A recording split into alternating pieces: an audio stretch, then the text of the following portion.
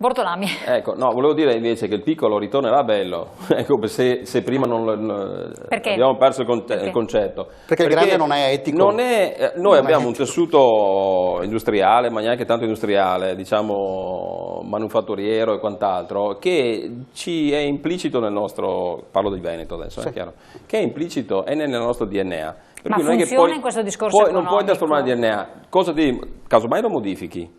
C'è l'impostazione mentale che deve cambiare. Non è che il piccolo non sia più bello, anzi, potrebbe essere anche la riduzione dei costi, perché io vedo anche nel mio grossi studi che poi si litigano, poi si dividono e poi fa un casino, no? Perché poi il cliente poi non sa più dove andare, tra l'altro. E questo parlo del mio. Per quanto riguarda invece, e iniziano le collaborazioni allora tra professionisti, che è una cosa diversa. Il problema è mentale e di competenze. Il mondo è cambiato. Che io abbia un dipendente che ne abbia 1 miliardo, comunque devo cambiare, perché se io ho 1 miliardo, peggio rapidamente ancora, anche. Rapidamente. Radicalmente anche. Sì. Il problema è che la gente che non è stata in piedi è perché effettivamente non ha visto l'evoluzione e non è stata rapida nel cambiamento. Ma questo cosa te lo fa? Perché noi, come dicevamo anche l'altra volta, noi siamo noi veneti, dico noi per dire, lavoriamo 15 ore al giorno, lavoravano magari, perché adesso non c'è lavoro, però 15 ore, 22 ore lavora, ma non guardavano intorno quello che accadeva, questa è la verità. Invece adesso ti devi fermare e devi capire che comunque il mondo è cambiato. Lascia stare che sia Veneto, Lombardia, Germania, Francia, è il mondo che è cambiato. Ancora prima di agire. E nel modo in cui tu devi operare. Allora, se tu capisci dove tu puoi muoverti nel gestire l'azienda e nel controllare l'azienda, allora puoi far bene, che tu sia piccolo, che sia medio, che sia grande. Non abbiamo grandi aziende qui noi nel nord o nel Veneto, io non vedo, cioè non ne vedo. Non ce ne sono. Posso dire 2 parole sull'aspetto manageriale? Dopo ci sono io, dopo di me. No, io trovo un po' di contraddizione però da quello che emerge. Ti dico in che senso? Perché stiamo enfatizzando, se vogliamo anche giustamente, il fatto che il Veneto si distingue perché ha una disoccupazione la metà del resto d'Italia.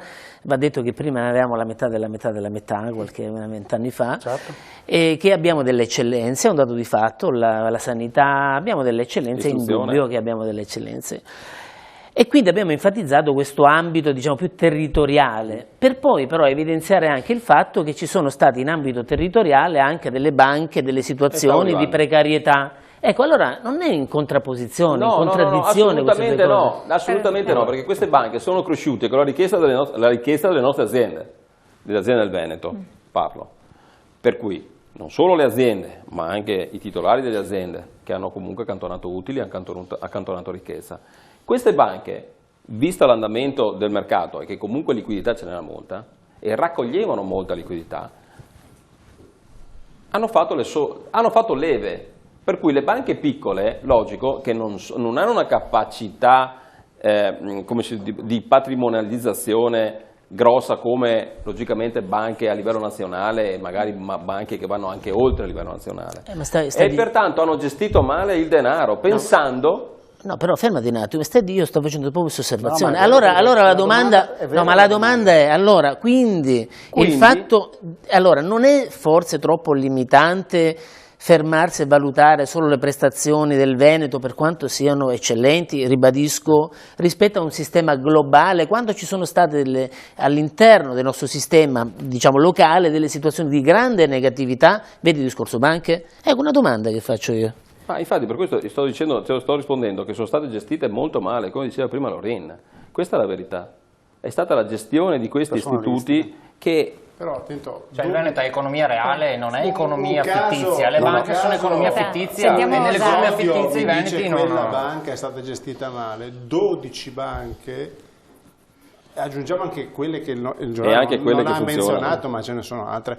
È un sistema che è saltato, no? Un sistema produttivo che ha fatto grande ricorso al denaro delle banche. Quello io dico sempre quando parlo di questo, che noi siamo drogati di credito, siamo andati ben oltre quello che era normale, però in altri paesi non avviene, noi abbiamo l'accesso al credito solo esclusivamente tramite il canale bancario. Però attenzione, la tipicità italiana, diciamo, è italiana fino a un certo punto, perché le stesse vicende le hai vissute la Spagna, l'hai vissuta la vicina Austria, no? Ricordiamoci che Carinzia, il vendere a Carinzia è stata prima è fallito, sarebbe tecnicamente fallito. No? Il drammatico salvataggio del 31 gennaio del 2009 in cui il cancelliere austriaco ha chiamato il capo della BCE, che era ancora Trichet, e la IPO fu salvata proprio nelle feste di Natale. È quel tipo di modello, ma le 700 casse di risparmio tedesche non vivono una situazione diversa, secondo me. No, la vivono anzi, diversa. Assolutamente. Anzi. Leggevo un trafiletto del Sole 24 Ore di ieri in cui si fa con un punto di domanda: ma perché i tedeschi hanno consentito l'aiuto di Stato per salvare le loro banche? Una Nordbank Folk, banca postrana, ma ne ha 700 a Germania di banche del genere, e ricordiamoci che i tassi a zero oggi fanno più male a loro che a noi. Anche perché adesso devono diventare di quel debito loro. Diciamo, ma il comune non è mai mezzo gaudio, soprattutto in economia. Stiamo già male. E quindi abbiamo sempre detto: se abbiamo nel nostro DNA dei cromosomi che non ha nessun altro, ma un imprenditore cinese, a un mio cliente che fa del tessile, gli diceva: noi possiamo copiare tutto, ma lo diceva in inglese, e il significato a modo loro era quello che ti sto riproducendo io. Le cose che possiamo riprodurre noi potrebbero essere anche belle come le vostre, ma forse anche più le vostre, ma voi le cambiate in continuazione. La cosa che vi contraddistingue è l'adattamento che avete alle situazioni. Ma questo lo fai proprio perché è la piccola impresa. Questo ci appartiene. La piccola impresa attenzione, quello. Ti do un'idea del grande e piccolo, come funziona oggi. La Apple ha perso il 40% in borsa negli ultimi, da 140 euro ad azione a quasi 80. Alcuni commentatori e analisti finanziari dicevano: sta crollando il modello, sta cedendo il modello. L'altro giorno la Apple sta studiando attraverso delle semplici applicazioni da vendere in Cina, in cui dà la possibilità ai tassisti la localizzazione del taxi cinese. Un'applicazione molto semplice, studiata, i brainstorming che si fanno in quelle aziende, fatti però da ragazzi giovani, che hanno le migliori tecnologie oggi nascono da 22-23 anni bravi con i videogiochi. Il mondo delle applicazioni, anche se marchio Apple, nasce da gruppi di ragazzi che fanno impresa in sottoscala. Sì. Airbnb, che è una grande azienda di affittacamere, è nata da 3 studenti polacchi che studiavano e vivevano in sottoscala a Palo Alto e non sapevano come trovare degli alloggi, si sono messi insieme, hanno studiato, hanno creato un'azienda che capitalizza 15 miliardi di dollari. Le buone idee non hanno Zara, lei in tutti i suoi interventi finora ha esternato, è come se avesse detto, così ho percepito, per uscire dalla crisi bisogna che lavoriamo in innovazione, in inventiva, in creatività. Questo quello che abbiamo, tutti i suoi interventi sono che quello che abbiamo, anche il fund sharing o crown sharing, la possibilità di finanziare iniziative imprenditoriali dalla semplice condivisione di obiettivi. Però le banche non sono in grado di farlo. Non sono in grado di farlo. Non è vero, non sono in grado di farlo, non sono in grado di analizzare il progetto, che è diverso. Attenzione, a parte i grandi istituti che sono attrezzati, dovrebbero essere attrezzati. Esatto. Il piccolo e medio credito, che è sempre stato un po' la colonna portante del nostro sistema produttivo, oggi in grande affanno, e prima che risolva i suoi problemi passarono alcuni anni. Oltretutto, leggevo ieri una class action di 9.000 risparmiatori contro Veneto Banca Popolare di Vicenza. Prima che risolvano anche i problemi legali, che si sistemino un po' le cose, ne passerà di tempo. Quindi in attesa che i signori sistemano la loro contabilità nella maniera meno dolorosa possibile, non dimentichiamoci che un parterre di nostri simili, insomma, qualche mese fa aveva come aspettativa, come aspirazione quella di mettere su una banca. Ecco. Io mi auguro che un parterre oggi abbia altre aspettative, quella di fare impresa, perché i soldi si possono raccogliere e si devono raccogliere attraverso dei nuovi canali. L'importante è che lo Stato assecondi questo tipo di... lo faccia, devo per forza in maniera forte, non con dei mezzi passi, non con dei mezzi passi. I canali in Italia... Giustamente, i canali in Italia perché lo Stato ci conceda di fare questo, quali sono? Non ce ne sono, perché questo è il problema, le autorizzazioni, ne dico 3. il private equity che sta partendo, i fondi di private equity sono una realtà. Sì, ma servono delle autorizzazioni rilasciate da Banca Spieghi che cosa sono alla gente comune. O le merchant bank, voglio dire. Spieghi in maniera in parole povere. Non lo fa chiunque. No, ma spieghiamo che cos'è. No, ma perdonate. Bortolami, spieghiamo che cos'è, perché una non si volta. capisce. Allora, le cose ovviamente velocissimo, perché sennò perdiamo il filo del discorso. Le risposte semplici a problemi complessi sono sostanzialmente degli strumenti che devono essere normati, ma la normativa c'è, quindi non va creata, che consentono di raccogliere denaro a parte dei privati, delle imprese, delle istituzioni, di chiunque, di qualsiasi soggetto finanziario, e vengono versati e investiti nelle aziende di medie o piccole dimensioni. Chiaro, Bortolami su questo. Sì, ma le società di private equity che patrimonio devono avere? Milioni e milioni. Chi rilascia le autorizzazioni? A Banca d'Italia. Se io, Bortolami, Riccardo e Lorin vogliamo fare un private equity perché non ce lo autorizzano, come magari anche se abbiamo i soldi, sappiatelo, perché là c'è un mondo che blocca.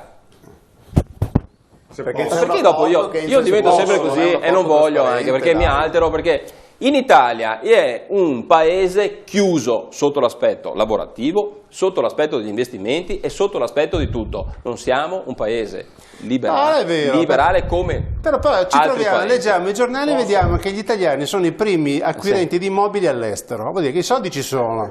Ma già che i soldi. No, quando li mettono? Perché quando li Fortuni e poi Morini.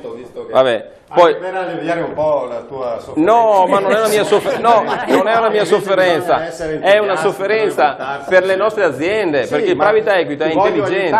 Aspetta Fortuni, sentiamo una alla volta. Noi con grande fatica e con grande guerra anche con i livelli centrali abbiamo costituito nel 93, penso un po', un fondo di previdenza integrativa veneta, che si chiama Solidarietà Veneto. Che è tassato adesso al 20. Il colmo è che i nostri risparmi messi là per le pensioni vengono tassati più o meno come un risparmio. È un destino. È un destino. È un destino sto microfono. Troppo eccolo qua, no, lo appoggiamo qua. Parliamo pure di questo fondo che è stato un po' tassato, però eccolo qua. E quindi noi abbiamo protestato moltissimo. Perché abbiamo protestato? Perché l'idea nostra era che le risorse che vengono prodotte nel Veneto, che vengono risparmiate nel Veneto, fossero impegnate nel Veneto. Ma non perché non siamo solidali con il resto del mondo, perché tanto quando investi e un fondo di previdenza deve investire, è chiaro che investe al miglior offerente, esatto, e conseguentemente vai a livello quantomeno europeo, insomma, se non addirittura mondiale. Però è il primo fondo di previdenza integrativa che ha investito in private equity. Ecco, e lo ha fatto oculatamente, lo ha fatto naturalmente dopo le autorizzazioni della Covip, ovviamente, e ha fatto una delibera già coraggiosa, ma potrebbe essere anche di più, strada facendo, perché dobbiamo crescere, quindi bisogna che i veneti ci credano, esatto, negli strumenti che ci sono, altrimenti non cresciamo. Dobbiamo crescere, ma dobbiamo collaborare per crescere. Noi il 5% del patrimonio, il fondo è gestito ovviamente dal sindacato, dai 3 sindacati, anzi da 2 sindacati, perché la CGIL non c'è dentro, c'è CISL, WIL, associazioni industriali, API e associazioni artigiane, insomma c'è un bel mondo, Confartigianato, CNA e via. E va detto che grazie al fatto che assieme si è lavorato senza antagonismi, senza quello che è il conflitto solito, siamo arrivati a una nuova novità, attenzione, perché è una novità grandissima questa di 2 mesi fa, dove abbiamo investito in mini bond aziendali, e dico anche le aziende che sono l'Arigoni di Asiago, quindi aziende super selezionate. Sì, ma medio. Ma cosa vuol dire? No, ma dopo vengo al perché medie. L'Arigoni di Asiago, la Corvalis, che è una grande azienda di software, qua di Padova tra l'altro, e la terza è la Pasta Zara, che è un'altra big del prodotto che si è espansa. Bassano. Di Trieste. Castelligoldo. Allora, qual è il punto? Il punto è che banche griffate, comprese quelle che sono saltate, non facevano prestiti alla microimpresa se non erano almeno 30, in alcuni casi, a seconda di 30.000 o 50.000 euro. Voi pensate che questa è una fesseria, perché un mutuo di 30.000 euro che non me lo dai, chiudo l'azienda. Ed è un'azienda di 5, 6, 7 dipendenti, sopra la media 3 volte. Bravo, ma questo Tant'è vero che le associazioni stanno facendo pressione sul governo perché questi mini bond investiti per almeno 3 anni in un'azienda non abbiano tassazione. Tassazione adesso del profitto è il 26%. Se questo fosse, per esempio, questo è uno strumento. Sì, ma mini bond sono quelle aziende che hanno un determinato... Certo, bisogna avere un background perché non vanno a investire i soldi dei risparmiatori. Ma l'acquisto di obbligazioni aziendali. Se la CISL va in un'azienda e dice i tuoi soldi io li investo nel territorio, uno non li dà all'assicurazione qualsiasi, che dopo li perde anche. Ma il mini bond, voglio dire, viene creato dall'istituzione finanziaria. Quello che va detto è, va bene, d'accordo, però viene collocato da un'istituzione finanziaria. Perfetto, può essere una banca. Quello che voglio dire è che o entriamo e facciamo le robe, se no diciamo sempre cosa devono fare gli altri. Ma questo è un bellissimo esempio. Cosa perché se noi abbiamo fatto un accordo Solidarietà Veneto con Veneto Sviluppo che muove con 5 milioni messi là, ne muove 35, anche questa non è una somma grandissima, ma a uno corrisponde 6. Chiaro, Dori, un attimo solo che dopo allora, uno a 7 anche. Sono pienamente d'accordo. Bisogna stare attenti che se diciamo sempre che sono gli altri che devono fare, noi facciamo gli questo spettatori. è un modello, è un esempio straordinario dove più forze si mettono insieme per dare delle risposte vere, in mancanza comunque di risposte centrali. Perché adesso infatti voglio capire che risposte dovrebbero noi dare. stiamo facendo, come l'abbiamo fatto spesso e volentieri in Veneto, non è perché dobbiamo parlare per forza di Veneto, però purtroppo questa è la realtà. Andiamo a sopperire quelle che sono le mancanze che arrivano come risposte alle esigenze dal livello centrale e ci arrangiamo un po'. Vale per il sociale, vale per tutto. Perché noi, di fatto, il DNA nostro è quello che ci siamo sempre un po' arrangiati, no? In tutte le nostre cose, è nel nostro DNA, come l'abbiamo già detto. Questo è bellissimo un esempio da portare avanti. Io dico solo una cosa però, attenzione. I modelli, i criteri con cui voi date i soldi, voi nel senso diciamo come apparato, date i soldi è sempre quello specifico delle banche, cioè quello dove ci sono le garanzie, cioè Basilea 3. Allora io dico una cosa. E 4. Sì, quella che arriverà qua. Dico una cosa, ci sono alcune aziende che sono sanissime, però perché per tutta una serie di cose soffrono un po' di liquidità, ma sono sane e profonde, che non arriveranno mai a quell'accesso al credito. Ed è un peccato mortale, noi facciamo morire per questioni di pochissimi denari aziende. Ma perché l'Europa che vuole questo? Attenzione. Perché l'Europa non lavora con certi criteri che a noi servono. Certo, allora noi lavoriamo. Allora, ritorniamo un pochettino indietro, perché quello che noi purtroppo stiamo patendo, e che nessuno vuole dirlo, è che noi lavoriamo con parametri che a noi sono assolutamente sconosciuti e a noi non servono. Noi stiamo lavorando con parametri che sono fatti per le multinazionali, per tutta una serie di settori che purtroppo noi non siamo avulsi da questo. Era quello che stavo dicendo prima io. Cioè noi non abbiamo quello. Allora attenzione, stiamo facendo morire aziende sanissime perché per mancanza di credito. Posso farvi un esempio? E spesso e volentieri sapete da chi? Perché sono in sofferenza per colpa, perché lavorando magari con il pubblico non hanno ricevuto. Non hanno la liquidità perché non c'è la certezza di pagamenti. Però le faccio una domanda. Scusate, fermola un attimo solo, scusa. Io devo andare in pubblicità perché il tempo vola veramente e se no dopo devo far parlare un attimo alle Luciani, poi ti faccio fare la domanda e dopo Riccardo Bortolami. Però un attimo di pubblicità, pochi secondi e poi siamo con voi.